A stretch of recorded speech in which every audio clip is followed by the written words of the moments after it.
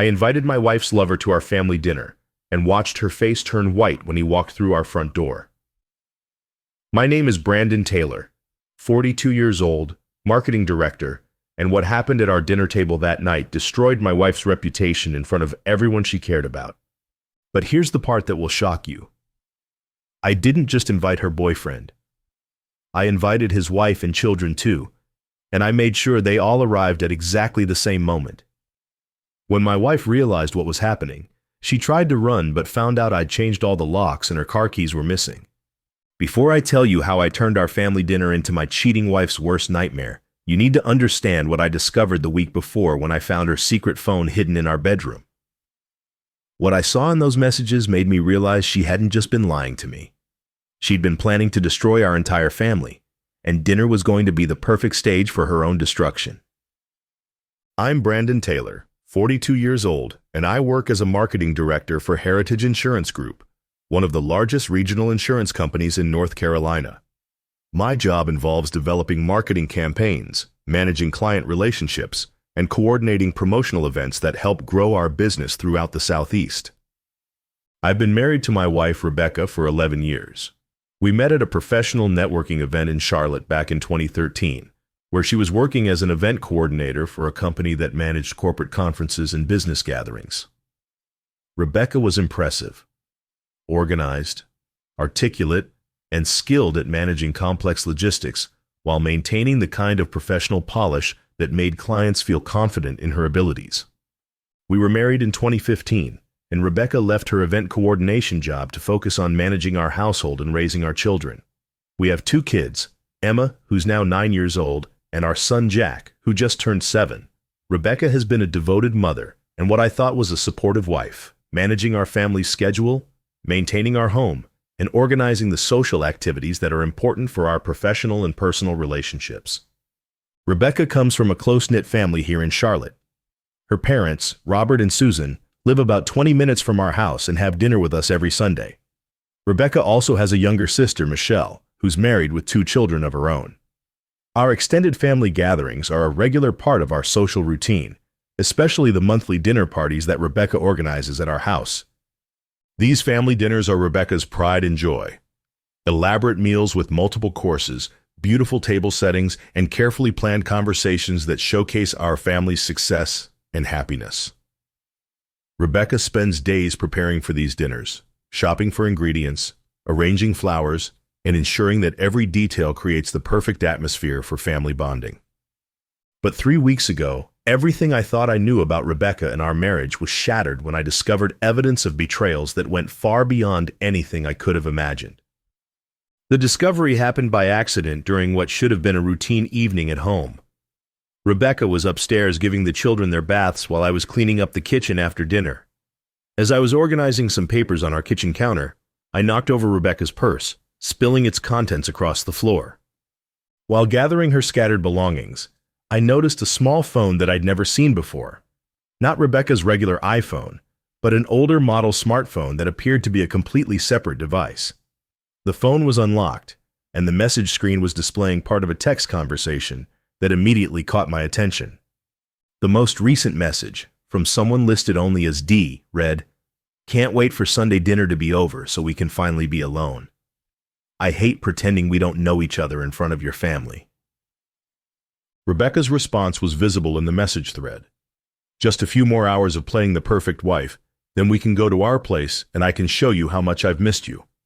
My hands were shaking as I scrolled through more of their conversation. The messages revealed that Rebecca had been having an affair for over 8 months with someone named Daniel, and their relationship had progressed far beyond casual meetings. They were planning a future together, and Rebecca was systematically deceiving not just me, but our entire family about the state of our marriage. But the affair was just the beginning of what I discovered in that hidden phone.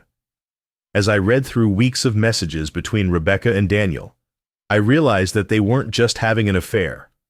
They were planning to destroy my life completely while building their new life together. Daniel had convinced Rebecca to start moving money from our joint accounts into accounts that only she controlled, preparing for a divorce where she would try to take as much of our assets as possible while minimizing my access to our children. They'd been researching custody laws, consulting with divorce attorneys, and developing strategies to portray me as an unreliable and absent father.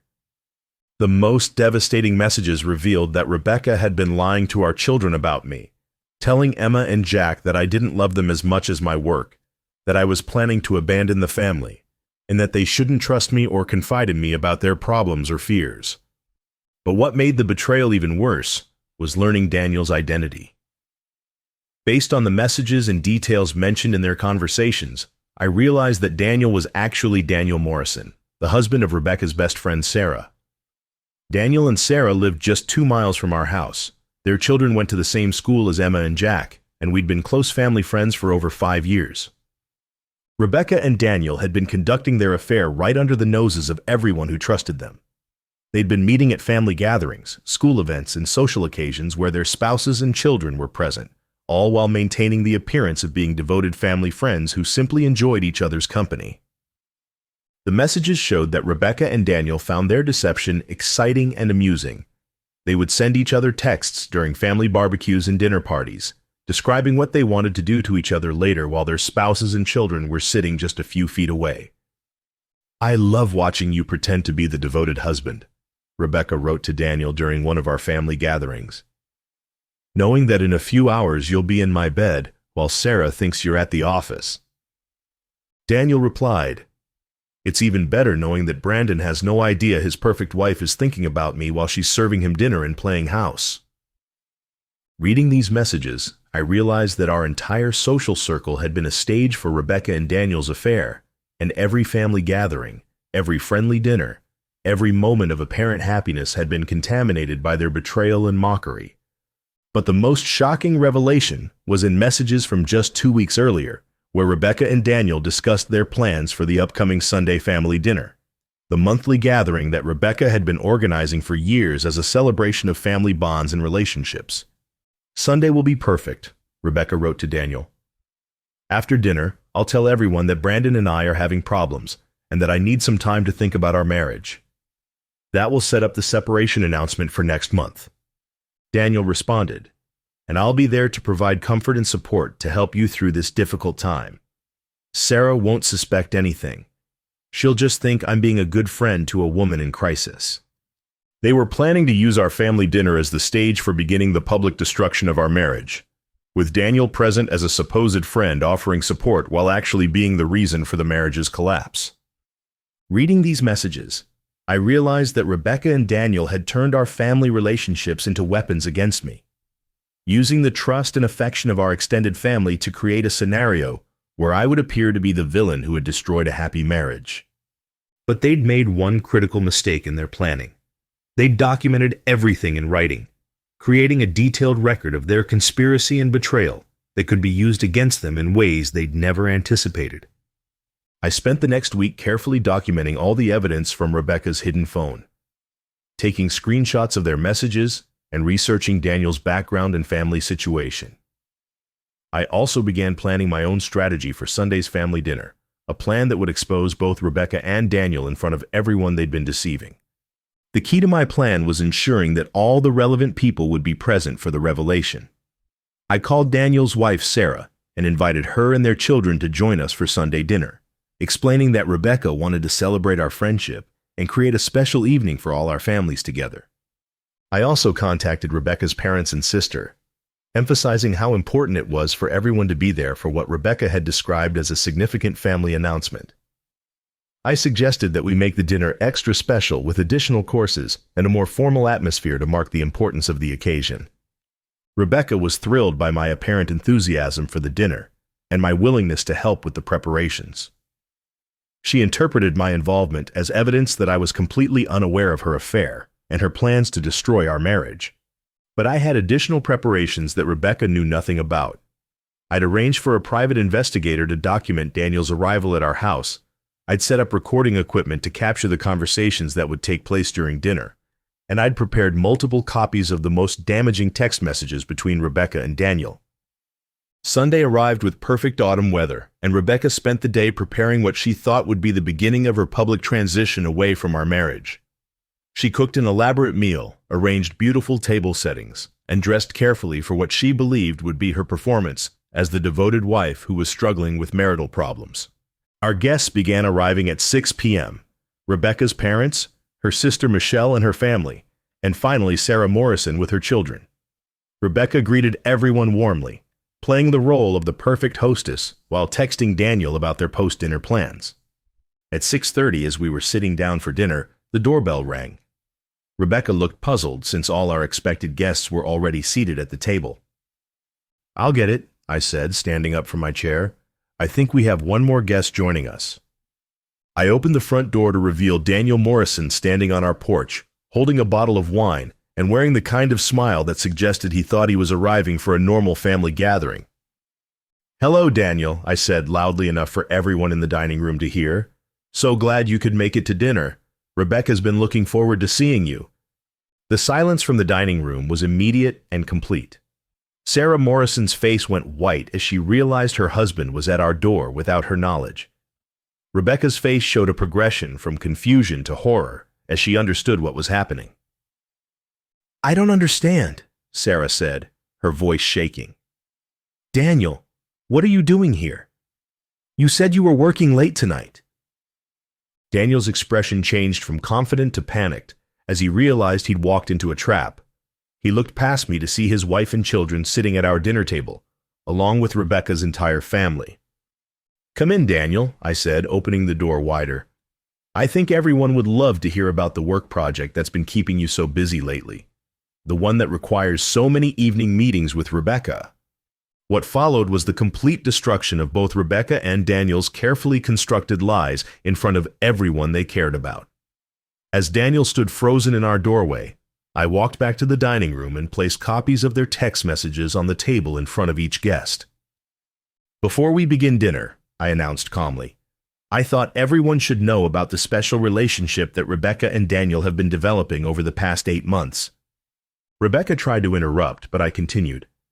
"These are messages between Rebecca and Daniel, discussing their affair, their plans to destroy our marriage, and their strategy for using tonight's dinner to begin the public phase of their deception." Sarah Morrison read the messages with tears streaming down her face while her children asked why Daddy was at our house and why Mommy was crying. Rebecca's parents stared at their daughter with expressions of shock and disgust as they read about her plans to manipulate the family's support during her fake marital crisis. Rebecca herself sat frozen at the head of our dining table, unable to speak or move as her entire world collapsed around her. The woman who had spent months planning the perfect performance of the troubled wife was now exposed as a calculating fraud in front of everyone whose opinion she valued. Daniel eventually tried to leave, but Sarah confronted him in our driveway, demanding explanations that he couldn't provide. Their argument continued in our front yard while their children watched from our windows until Sarah finally gathered her kids and drove away, leaving Daniel standing alone outside our house. Rebecca's family left immediately after reading the messages, too ashamed and angry to remain for the dinner that was supposed to celebrate family bonds. Her parents couldn't even look at her as they gathered their things and walked out of our house. Rebecca herself was escorted from our home that same evening, taking only the clothes she was wearing and the hidden phone that had contained all the evidence of her betrayal. The house, the children, the bank accounts. Everything would be frozen pending divorce proceedings where Rebecca would have to explain her affair and conspiracy to a family court judge. The divorce was finalized 4 months later, with me receiving full custody of Emma and Jack, plus the majority of our marital assets. Rebecca's documented plans to manipulate the children and defraud me during divorce proceedings made the legal outcome inevitable. Daniel and Sarah's marriage also ended within 6 weeks, with Sarah receiving custody of their children and most of their assets. Daniel's reputation in our community was destroyed when word spread about how he'd been deceiving his wife and children while maintaining the appearance of being a devoted family man. As for Rebecca, she moved in with Daniel after both their divorces were finalized, but their relationship didn't survive the public scandal and family destruction they'd caused. They separated within 3 months, leaving both of them alone and ostracized from the community where they'd once been respected and welcomed. Sometimes the most perfect revenge is simply giving people exactly what they've been planning, except at a time and place where the consequences are far more devastating than they ever anticipated.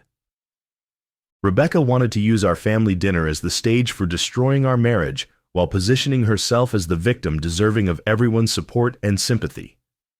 Instead, that same dinner became the stage for exposing her true character and ensuring that everyone who mattered to her understood exactly who she really was. The people who plan to deceive their families should remember that sometimes their own plans become the blueprint for their destruction.